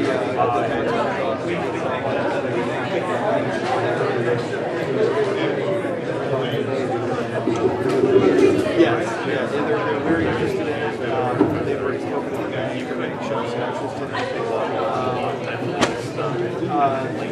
They have a